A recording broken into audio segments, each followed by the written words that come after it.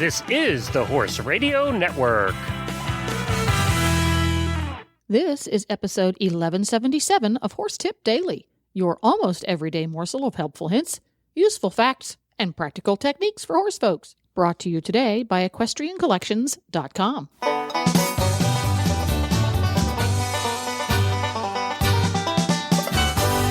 Greetings, horse people. Coach Jen here, and thanks for tuning in to Horse Tip Daily.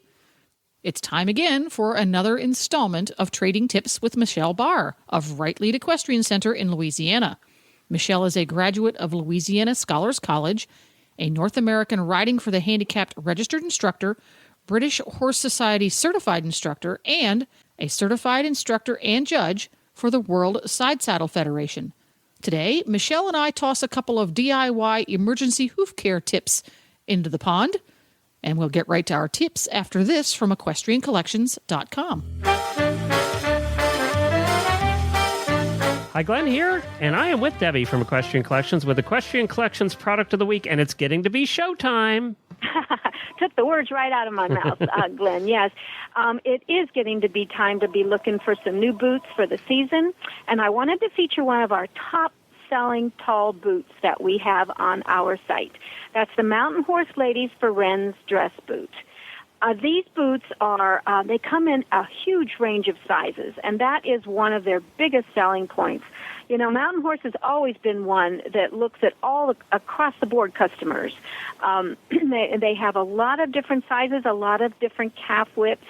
They're very generous with their extra wide, and they are in stock. There's lots of them in stock right now, time for show season. These are very nice-looking boots. They've got the Spanish top. They're made, they have a pigskin lining. They've got a really good zipper. They're just a nice boot.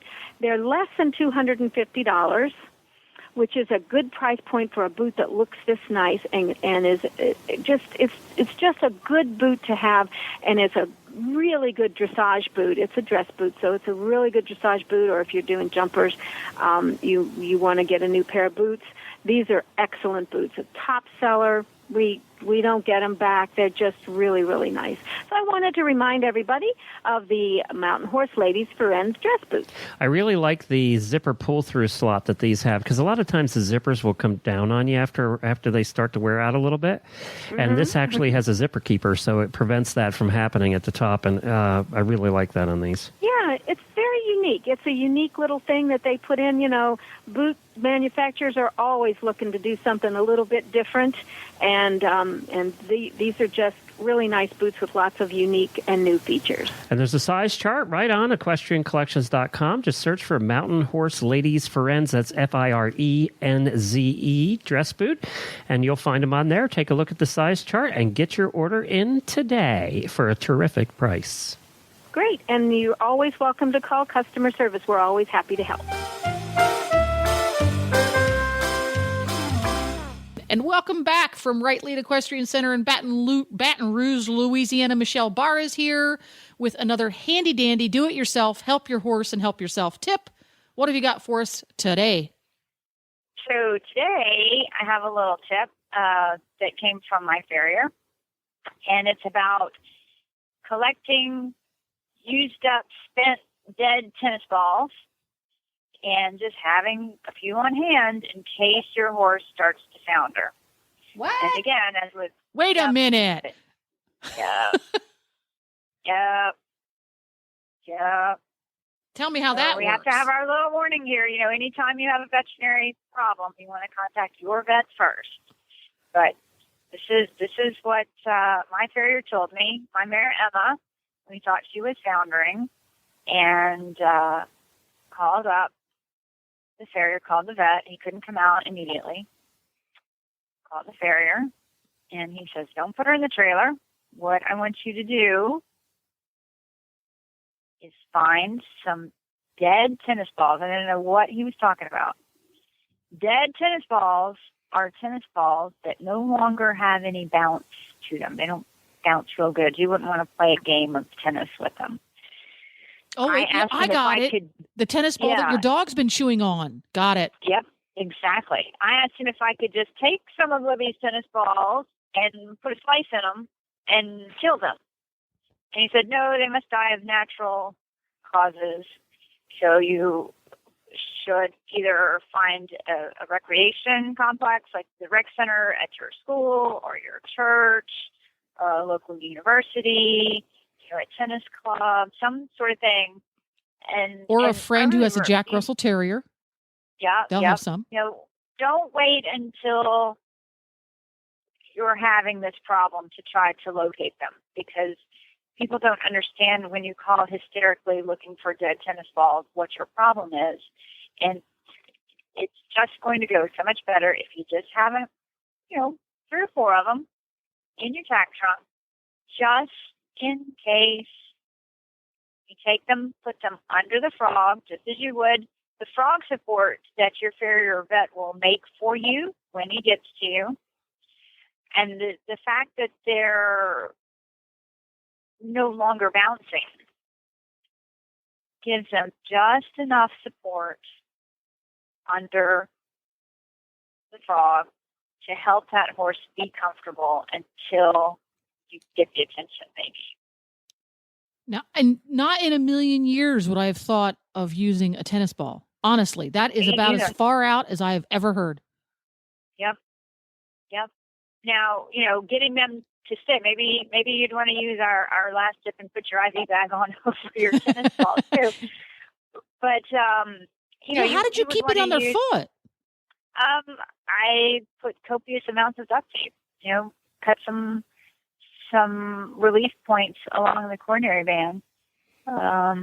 Put it at an angle and kept her locked up. Wow, that is bizarre, wild, crazy, bizarre, strange. Yeah. Wow. Not a long-term fix. This is not something you can do instead of getting professional treatment. This is a stopgap. A little bit. This is a stopgap. Okay. Yeah. Cool. Well, but I thought that was pretty clever. Yeah. Wow. So there you go. Next time you're at a friend's house who owns a golden retriever and you see all those tennis balls floating around the front yard. That's right. Pocket one. Ask if you can have some. That's right. Pocket a couple of them. I'm going to do for that. Some new ones. I'm going to take the bag full that Glenn has in the garage because he doesn't play tennis very often. I'm just going to take a few of those and I'm going to throw them out in the yard and let them age. Yep. Yeah. Exactly. Yeah. Does Glory play with the tennis balls? Unfortunately, greyhounds are famous for not playing with toys. Really? Yeah. It's really hard to find one that will play in any way. They'll take their toys and they love them. They take them and put them in their crate and they hug them, and that's about it. They're lovers. Lovers, not players. That's cool. Cute. Yeah. So I have another founder helpful hint, and this is seriously old school. But, okay, I love those. Yeah, science backs it up.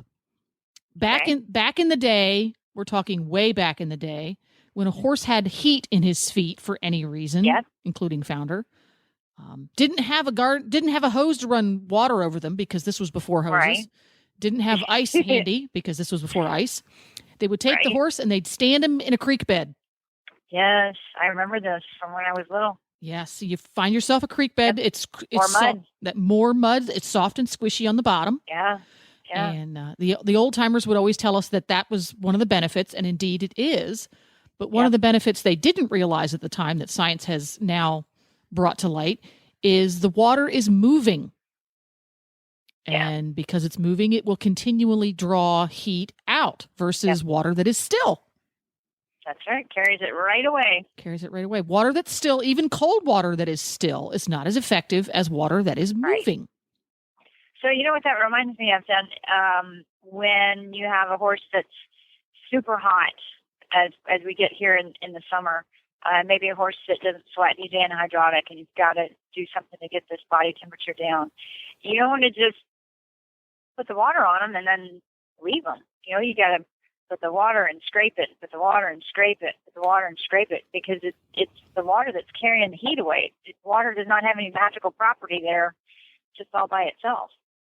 Very good. You're right. And that was, again, something that only a few years ago, we weren't cognizant of. You'd spray the horse off or sponge the horse off and then let the water there, but their body will very quickly warm that water up to his body temperature, his skin temperature, and then it's actually insulating. So scrape it off and add some new chilly water again. There you go. Yep. So even if bunch of tips. Yeah, if you don't have a stream handy, agitate the water that you soak your horse's feet in if you need cold water. Move it around with a sweat scraper. What I like to do is fill the bucket with mostly ice and a little bit of water, and then put a hose in there and put the hose on a very slow stream. So it keeps things moving. Just let it circulate. It circulates it, but I don't use up a whole lot of water and wash everything away. So hot feet, hot legs, hot ankles, a couple of tips for that. And thank you again, Michelle Barr from Baton Rouge, Louisiana. And you do clinics and talks and seminars all over the country for folks, because you are, after all, a BHS certified instructor and an ISSO certified judge and instructor. So where can folks contact you if they're interested in having you come out and do a clinic or seminar for them? Well, they can go to the webpage, www.rightlead.com, and my email address is there. Or you can just email me directly at Michelle, MICHELLE, at rightlead.com. Right Lead also has a Facebook page. If you are into Facebook, you can get to me through there as well. Cool. Well, thanks a bunch again, and we'll be seeing you soon. Well, there you go. Michelle has lots more tips on horsetipdaily.com. Just go to the experts drop-down menu on the left. And now you can have every single one of your favorite Horse Radio Network shows with you wherever you go with the free Horse Radio Network app for iPhone and Android. Just go to your app store and search Horse Radio Network. And this podcast has been made possible through the generous support of EquestrianCollections.com and listeners like you. Listeners like me, you ask? Well, yes. Folks like you who enjoy the great podcasts on Horse Radio Network can support your favorite programs by supporting our sponsors, like EquestrianCollections.com, and also by becoming an official auditor. You can learn how to become an official auditor by going to horsetipdaily.com and look for the Become an Auditor banner in the center of the page.